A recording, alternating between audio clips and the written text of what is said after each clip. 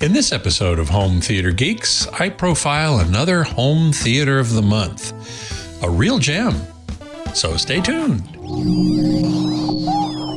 Podcasts you love. From people you trust. This is TWiT.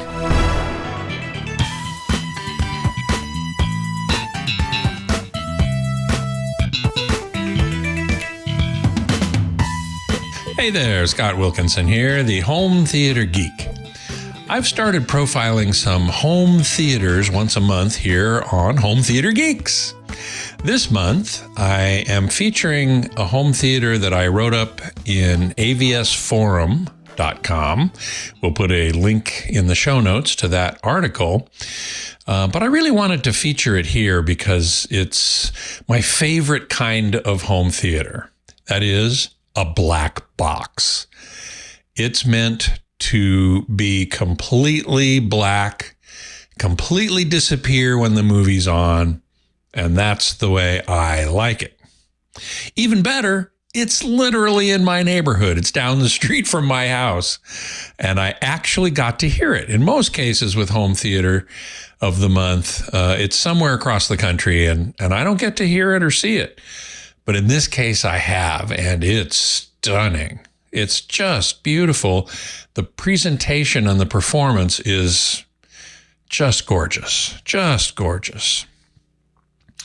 It was designed by a fellow by the name of Niall Mellor of Acoustic Frontiers, who is a very active AVS Forum member and a really cool guy. And he designed it, and it was built by a local contractor who hadn't really done home theaters before, but Niall did a great job of providing the specs and plans that allowed them to do it. So let me give you a little bit of information about the home theater.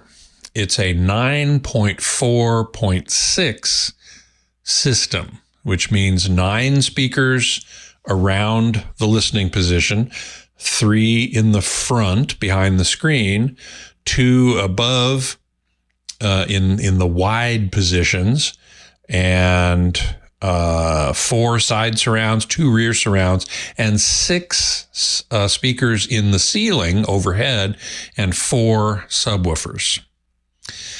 The speakers are all JBL Synthesis speakers, which is JBL's high-end consumer product line.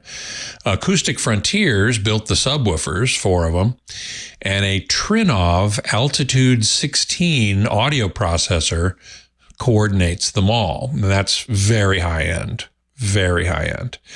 The power amps are from a company called ATI, and a Mad VR NV Extreme does the video processing, which I'll show you why that's important here in a little bit. The projector is a JBL DLA NX9, which is their high-end projector, firing onto a Seymour Screen Excellence and Lighter Neo screen, which is 120 inches wide. It has a 2.18 to 1 aspect ratio, which is odd, but it has motorized masking, so panels can be motorized, can use motors to mask off the active part of the screen, and it's acoustically transparent. The speakers are behind the screen, and they fire through the screen, and the screen is made of a woven material, which, as it happens, is acoustically transparent. The sound can pass right through it with very little alteration. There's just a bit, just a tiny bit, but it's so minor that it doesn't make much difference. Why 2.18 to 1? This is an odd aspect ratio. TV is a high definition TV is 1.78 to 1. Most movies are 2.4 to 1. IMAX is 1.9 or 1.43 to 1, depending on the material. Some movies are 1.85 to 1. So why 2.18 to 1? Well, here's a quote from the owner who goes by JM. He said, I didn't want TV content to be bigger than 2.39 or 2.40 movies, and I didn't want 2.39 movies to be the same width as 1.85 movies. So this was a tricky problem to solve. He's a serious movie buff, and he has a huge collection of DVDs and Ultra HD Blu-rays and regular Blu-rays. A lot from Europe, actually, because he comes from France. And so he's got this big collection, and they have all these different aspect ratios, and he wanted to be able to watch them all in their original aspect ratio, but not have one or another of them overpower the other. So he controls the aspect ratio of the image coming from the projector with this Mad VR NV Extreme video processor and the motorized masking that brings in black velvet panels as needed to change the aspect ratio.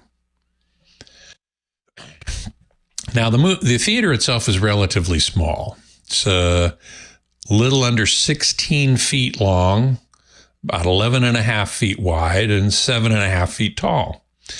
It only has 3 seats, but mostly it's just JM in there. Sometimes his wife will join him, but he likes to watch those movies, and he'll do it by himself very often.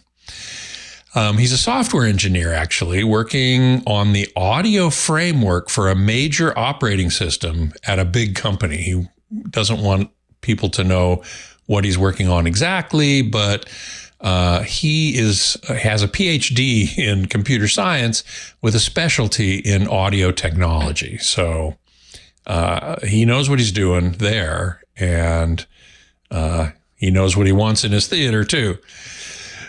So let me take you through how it came to be, because it's really very interesting. He decided to install his home theater in his garage. So here's a picture of his garage. Basically, they would build a box within the box of the home theater. And so first they built what's called a floating floor, which is raised up slightly from the garage floor, and it's level, as opposed to the garage floor, which is slightly sloping, as garage floors are, because you want water to drain out of them. So he put it in the corner of the garage. It takes up most of the garage footprint. And then the question is, how do you build a wall up against the wall of the garage? And in particular, well, you might say, well, you just put some framing up there. Well, you want to be able to isolate that wall from the wall of the garage.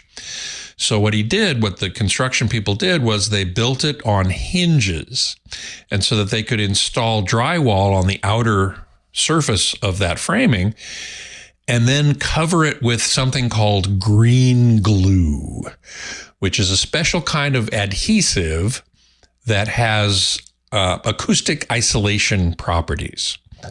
So they constructed the framing at an angle. They put the drywall on. They covered the drywall with green glue, and then they raised it up, and it adhered to the side of the garage, the wall of the garage, while having that acoustic isolation property from the green glue. And then they swung it into place. Ingenious, I think. So the framing was finally finished, and you can see in this picture the brackets for the front, left, center, and right speakers at the end of the room. You can also see some boxes in the ceiling, which are for the overhead speakers. And the front speakers are JBL SCL3s, and the overheads are JBL SCL8s, all in the synthesis line. Okay, now, since it's in the garage, the floor above the garage is a bedroom. And so JM wanted to isolate the sound going into the bedroom. So you can see here that the framing is insulated, and these cross pieces from the framing, from the joists, are what are called hat channels. And basically you mount the drywall up to these channels, and they further isolate the sound from getting into the framing and into the bedroom above. So that's a common practice in home theater building, so that the sound inside is isolated from the rest of the house. So the next picture, we can see the box within a box taking shape. Look at that. You're actually building a room in the garage, and it's completely isolated with the floating floor and the hat channel ceiling and the green glue on the sidewalls. It's going to be a completely separate room, isolated. The projector, JVC DLA NZ9, is mounted in a hush box. So this box actually contains the projector. There's a little swinging door on the front with a window for the light to pass through. That reduces the noise from the projector fan from getting into the room. This is also another common practice in high-end home theaters. So the next picture, we see the custom enclosures around the room for the surround speakers, JBL SCL 7s, and those are going to get put into these custom enclosures around the room, and you can now see the black paint that the room has been painted. Carpet is also black. And it's starting to look like something, that's for sure. Now, the acoustic treatments include something really interesting. I found this just fascinating. From Acoustic Frontiers, they built what are called bass traps. So bass traps are meant to, as the name implies, trap the bass, or really mitigate, reduce the amount of bass reflection. And what these are really interesting. I've never seen it before. Acoustic Frontiers designed it. There's this metal plate that sits on compressible foam, like, I don't know, some kind of memory foam or foam rubber. I don't know exactly what it is. But when the bass frequencies hit it, they vibrate, but the vibrations are damped by the acoustic foam. And so a lot of that bass energy gets absorbed and not reflected into the room to create all kinds of problems with room nodes, certain areas in the room having certain bass frequencies accentuated or diminished. I've never seen anything like that before, and it's brilliant, just brilliant. Another thing that JM did I thought was really cool was he installed what's called an ERV, Energy Recovery Ventilation System, that exchanges the air, keeps the air fresh in the theater, and controls moisture. So again, he's going into some serious detail here. Now, all the wiring from the equipment rack goes through a large cable tray around the top of the theater. And it's beautifully dressed. I mean, whoever, the builders who did this were very good. And they dressed these cables very, very nicely. So next we see the front LCR, what are called the front LCR speakers, left, center, right. They are the JBL SCL3s, and they're flush mounted into the wall behind where the speaker will go. And as I said, the screen is acoustically transparent, made out of a woven material. So the sound from these speakers, really, really nice speakers, I've heard them, is going to go right through that screen without any problem. So the equipment rack is very impressive. It holds all the gear except for the projector, of course. And it's outside the room, so you don't get any distraction from blinking lights or from whirring fans. It's really quite brilliant. And you see a screen at the top of the equipment rack. It's a display for the Trinov Altitude 16 audio processor that lets you control that processor. In this picture, you can see the equipment rack on the right and the space where it goes on the left before it got installed. So that's in one corner of the garage that is not being occupied by the room itself. So when the room was finally finished, we see the exterior, which features a custom paint job by JM and his wife, as well as a neon sign with the theater's name and a Star Wars arcade video game.